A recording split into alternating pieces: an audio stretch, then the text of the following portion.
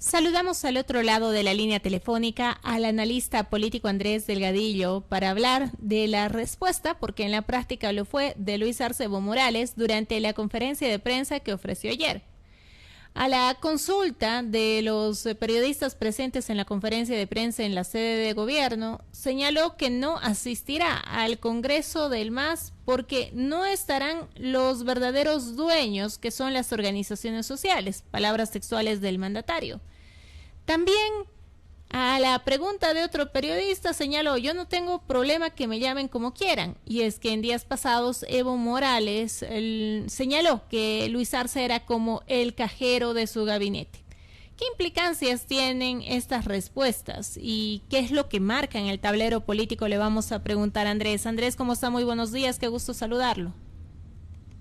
Buen día, Raika, un fraternal y cordial saludo a toda la radio de Correo del Sur.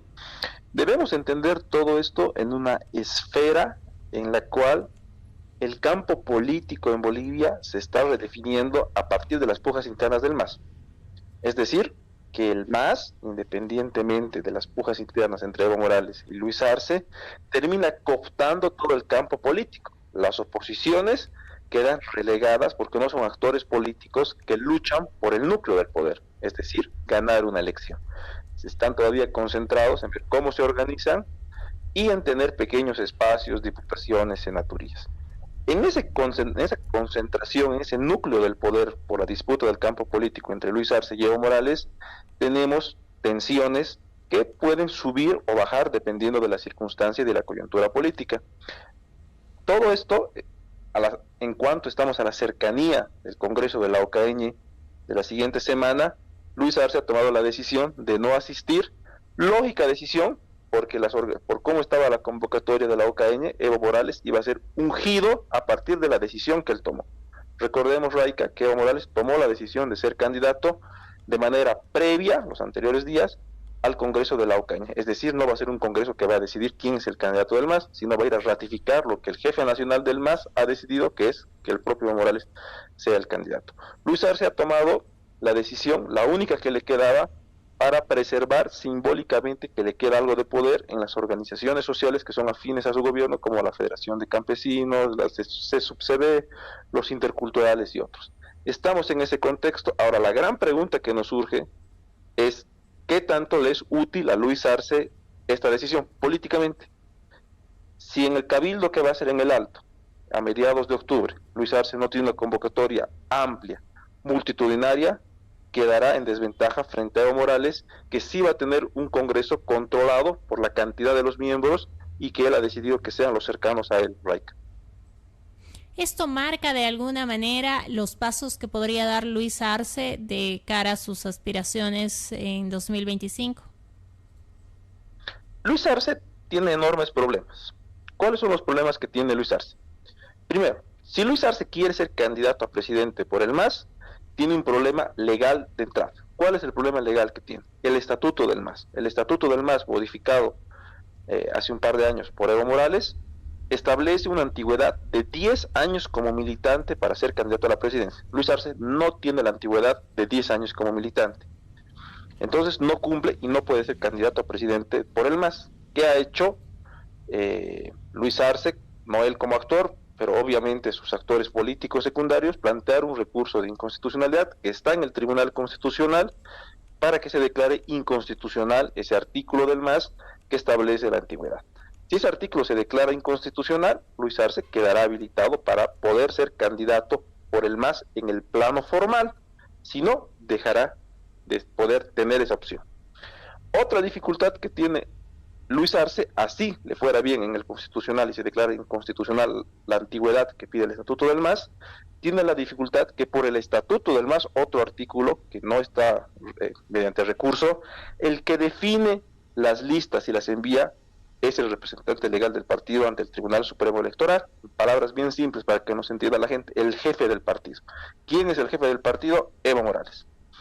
Entonces, Evo Morales mandaría una lista para las elecciones primarias, que serían entre enero y marzo del año 2025, porque continúa vigente la ley electoral, en el cual diga Luis Arce, candidato a primaria por el MAS, y Evo Morales, con su puño y letra Evo Morales se pondrá rival por su cultura política, vemos que no. Evo Morales no cree en la pluralidad de actores en la disputa por el poder. Él cree en la concentración en él.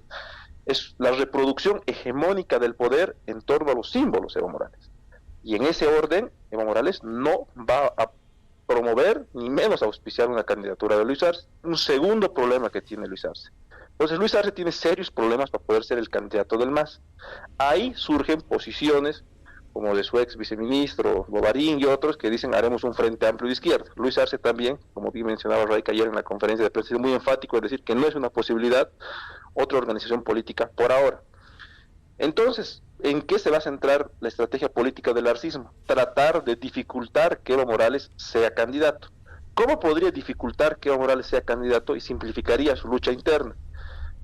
Que el recurso de acción popular que está en el Tribunal Constitucional presentado por el diputado chuquisaqueño Marcelo Pedrazas sea declarado procedente y por ende Evo Morales quede inhabilitado como candidato a la presidencia en posteriores elecciones. Eso le facilitaría muchísimo el camino a Luis Arce. Entonces, Raica y amigos de la radio, como verán, hay muchas piezas que aún deben ir moviéndose. Lo que sucede de ahora hasta la inscripción de los candidatos a las primarias, que sería a inicios del año 2025, es que va a haber muchos movimientos y la justicia constitucional va a tener un rol relevante a la hora de determinar los actores en disputa del campo político, Reika. Y te hago una última pregunta, Andrés. ¿Será más decisivo el Congreso del MAS en octubre en Laucaíñe o el cabildo que están convocando las organizaciones sociales afines al gobierno en el Alto? Te pregunto esto justamente a la luz de lo que nos decías. Por la práctica política que ha tenido el MAS de vincularse a las grandes movilizaciones, a las grandes masas, o lo que ellos llaman las concentraciones de movimientos sociales, pues sin lugar a dudas, si en el Cabildo del Alto se tiene una asistencia mayoritaria, ¿no? Ya pongámosle un número, unos 500,000, 600,000 personas, pues sin duda alguna volverá Luis Arce a mostrar un músculo que hasta ahora no ha tenido por las características de su historia política. Él era un ministro que asciende a la presidencia en un contexto difícil y en el cual tiene que asumir. Pero nunca había tenido él como actor político esas grandes mareas humanas que sí ha tenido Evo Morales. Ahora, lo de Evo Morales es un congreso completamente controlado, ¿no? En el coliseo que tienen en Laucaeñe, no más de 3,000 personas, completamente controlada la asistencia, con cordones de seguridad de la dirigencia sindical cocalera. Es decir, es un congreso completamente controlado para que no exista la más mínima posibilidad que alguien se alce la voz y diga yo no quiero que sea Evo Morales. O sea, va a ser controlado, va a ir a legitimar lo que él ha decidido. Lógicamente, si Luis Arce logra tener algo mucho más masivo en el Alto, le entrará en esa disputa de la colisión política respecto a los liderazgos populares, ¿no? Y Luis Arce iniciará con la narrativa de que quién tiene grandes mareas humanas para poder movilizar y que eso le daría la legitimidad para disputarle a Evo Morales la candidatura presidencial del 2025, Reika. Una última pregunta muy cortita. ¿Cuándo ya podría hablarse o el MAS o una ala del MAS se animaría a hablar de otra sigla política? ¿Hasta cuándo va a esperar? Por los plazos que tiene nuestra normativa electoral, tenemos que hacer elecciones primarias, ¿no? El 2025. Y eso tiene que ser entre enero y marzo del año 2025. Entonces el periodo de inscripción sería de 2 meses antes. Entendemos que en octubre del siguiente año, del 2024, ya se iniciará la carrera electoral. Entonces, máximo hasta los primeros días de noviembre del año siguiente, del 2024, el arcismo tendrá que decidir qué hace de su futuro político.